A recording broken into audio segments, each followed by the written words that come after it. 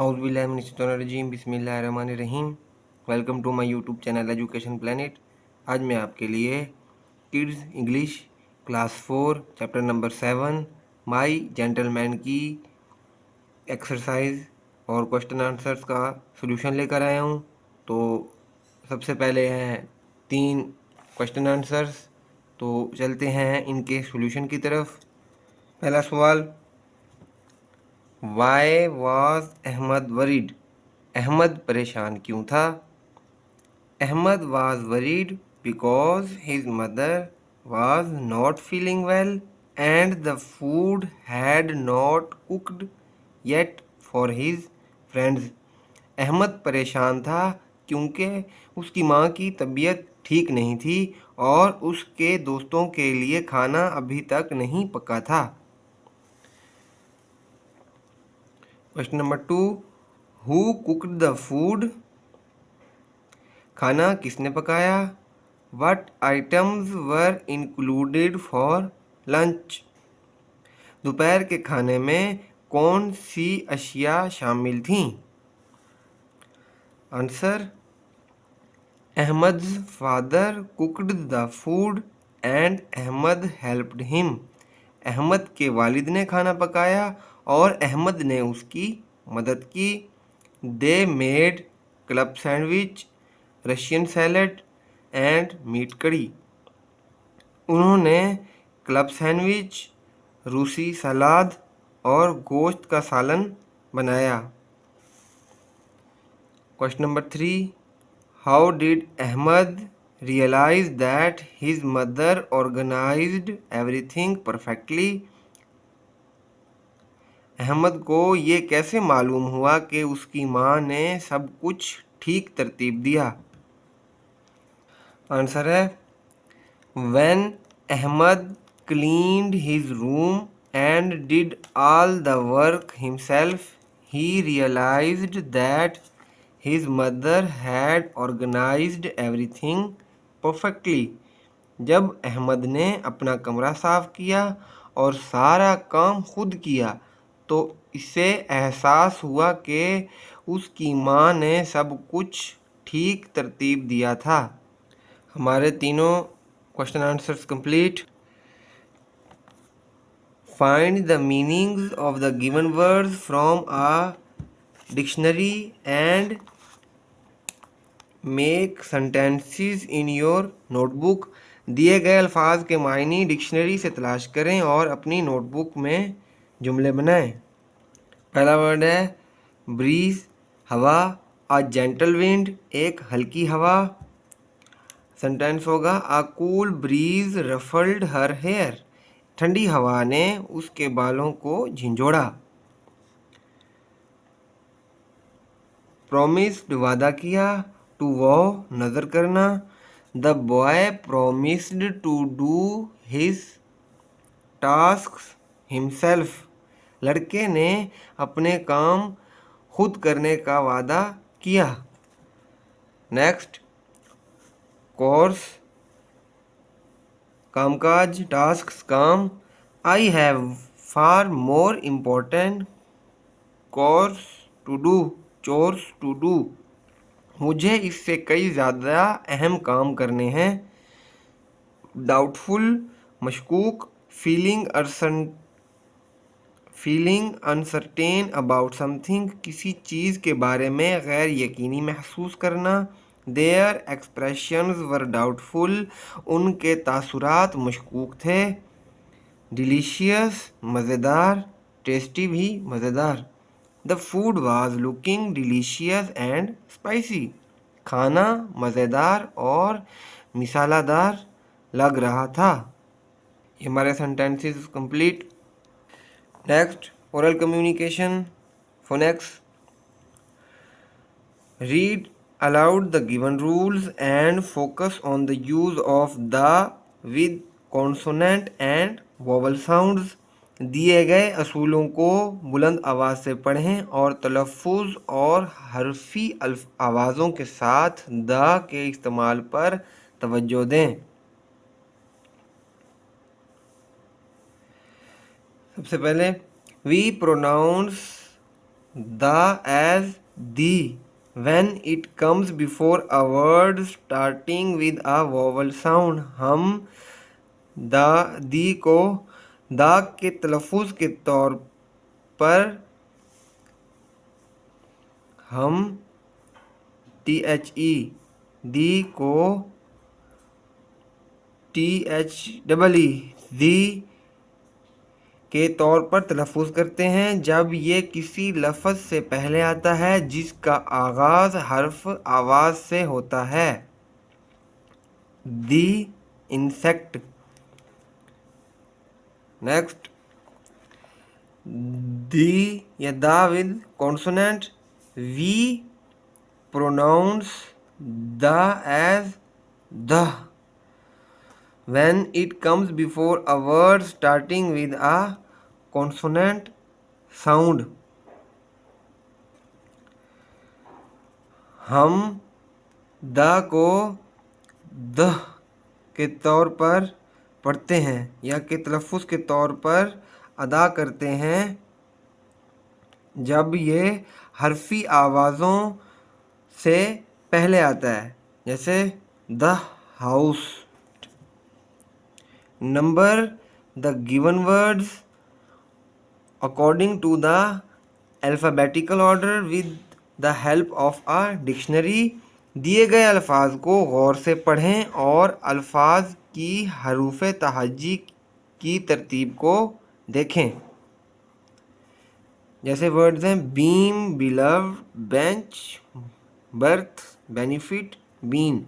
अब हमने इसको अल्फ़ाबेटिकल ऑर्डर मतलब ABCD के हिसाब से लिखना है।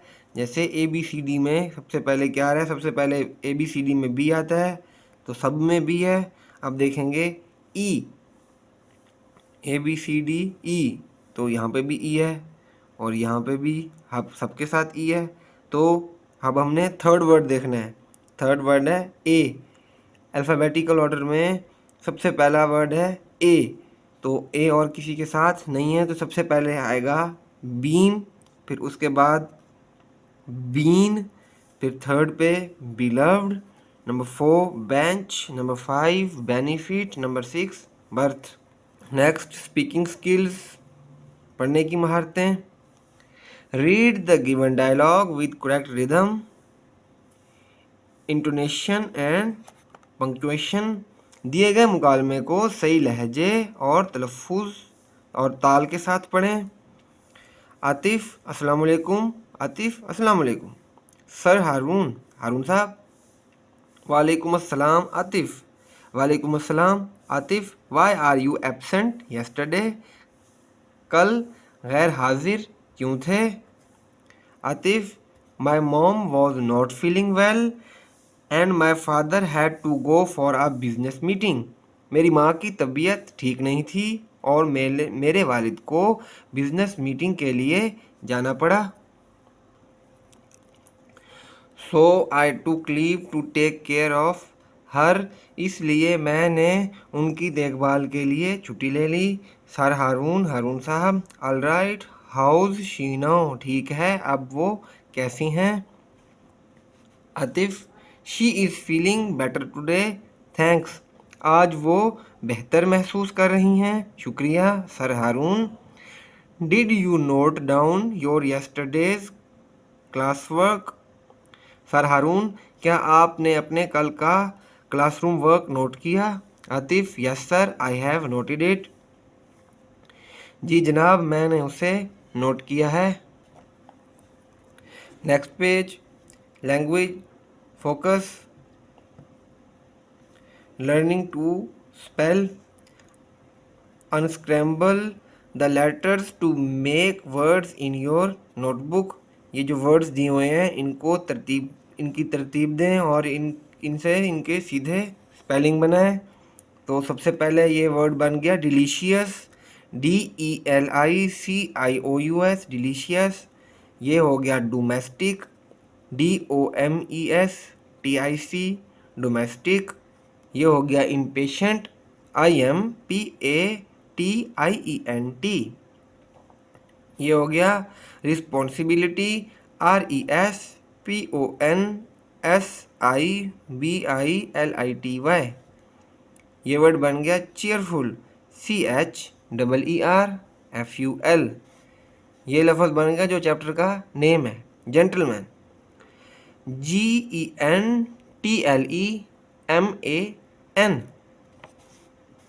Read the given homophones in the sentences.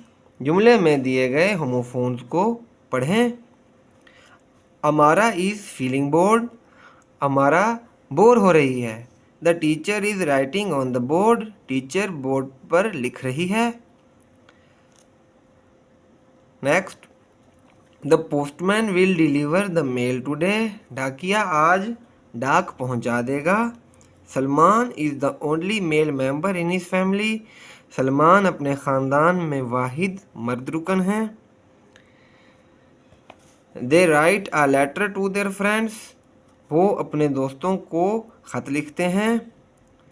He writes with his right hand, वो अपने दाएं हाथ से लिखता है।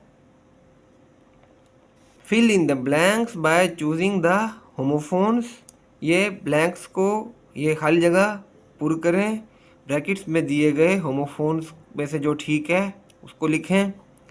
The Pakistani cricket team one the match, one और वन, इस वन का मतलब होता है एक और ये वन का मतलब होता है जीता या जीते, तो ये WON वन आएगा यहाँ पे। The monkey has a long dash, the monkey has a long tail, बंदर की लंबी पूंछ है। तो TALE टेल और TAIL टेल, ये TALE टेल होता है कोई कहानी वगैरह और ये TAIL टेल होता है पूंछ, तो ये TAIL हम लिख लेंगे ब्लैंक में। Last dash I visited a book fair, week या वीक, तो यहाँ पे आएगा पिछले हफ्ते मैंने किताबों के मेले में शिरकत की, तो यहाँ पे आएगा WEE के वीक, हफ्ता, WEA के वीक, इसका मतलब होता है कमज़ोर, तो ये यहाँ पे नहीं आएगा। Fill in the blanks choosing the correct pronouns, दर्ज ज़ैल खाली जगह को पुर करें और दिए गई जो प्रोनाउंस हैं ब्रैकेट्स में उनमें से सही जो होगा वो लिखें। Zan loves to play with dash cat, his cat. Dash went to play the game yesterday. Them या they went to play the game yesterday. Mariam and Dash brother played tennis. Her या she, Mariam and her brother played tennis. Read the given sentences and circle the helping verbs and underline the main verbs. दर्ज झैल जुमलों को पढ़ें, जो helping verb है उस पर धरा लगाएं और मेन वर्ड को अंडरलाइन करें। एग्जांपल हमें यहाँ पे सॉल्व करके दी हुई है। सबसे पहले है I am eating an apple, am हो गया हेल्पिंग वर्ब, ईटिंग अंडरलाइन ये हो गया मेन वर्ब। स्टार्ट करते हैं। They do not waste their time, तो डू नॉट को सर्कल करेंगे, ये हो गया हमारा हेल्पिंग वर्ब। वेस्ट के नीचे अंडरलाइन, ये हो गया हमारा main verb. Next, I have reached in time, यहाँ पे हैव हो गया हमारा हेल्पिंग वर्ब, इसको सर्कल करेंगे और रीच्ड के नीचे अंडरलाइन, ये हो गया हमारा main verb. Next, Sana was drinking juice, इस जुमले में हेल्पिंग वर्ब हो गया वाज, तो इस पे सर्कल लगाएंगे और ड्रिंकिंग के नीचे अंडरलाइन करेंगे, ये हो गया हमारा main verb. Next, they are good students, इस जुमले में सिर्फ मेन वर्ब है, हेल्पिंग वर्ब नहीं दिया गया, तो इसमें मेन वर्ब है आर, आर के नीचे लगाएंगे हम underline. Next, Uzma has written a letter, तो इस जुमले में मेन हेल्पिंग वर्ब हो गया हैज़, इसको सर्कल करेंगे हैज़ के ऊपर और रिटन के नीचे अंडरलाइन लगाएंगे, ये हो गया written main verb. Next, does he go to library, इस जुमले में भी ये एक सवालिया जुमला है, तो इसमें सिर्फ मेन वर्ब होगा और वो है गो, गो के नीचे underline. Next, they had gone on vacation, तो इस जुमले में जो हेल्पिंग वर्ब है वो हो गया हैड और गॉन हो गया मेन वर्ब, तो हैड पे हम सर्कल लगाएंगे और गॉन के नीचे underline. Next, I did some reading in the morning, यहाँ पे दोबारा पढ़ रहा हूँ आवाज़ की वजह से। I did some reading in the morning, तो यहाँ पे जो डिड होगा ये हेल्पिंग वर्ब है, तो इस पे सर्कल लगाएंगे और रीडिंग जो है ये मेन वर्ब है, इसको हम अंडरलाइन कर देंगे। नेक्स्ट है, Zuhaib has a pet cat, तो Zuhaib has a pet cat, यहाँ पे सिर्फ मेन वर्ब है वो है हैज़ और उसको हम अंडरलाइन कर लेंगे। नेक्स्ट और last, they did not attend the meeting, did not हो गया हमारा हेल्पिंग वर्ब, इसको इन सर्कल करेंगे और ये हो गया अटेंड, अटेंड हो गया हमारा मेन वर्ब, तो हम इसको अंडरलाइन करेंगे।